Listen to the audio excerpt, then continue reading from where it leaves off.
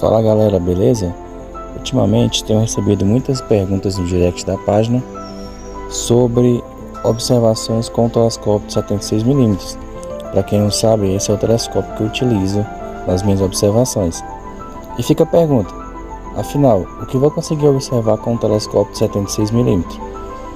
Para quem tem essa dúvida, eu vou estar deixando algumas imagens, confira. Esse é o planeta Saturno.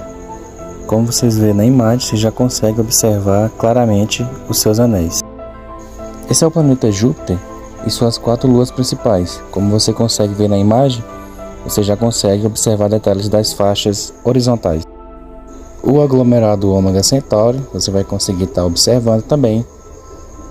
Nebulosa de Órion, tá? Só lembrando que essa foto é pós-processamento.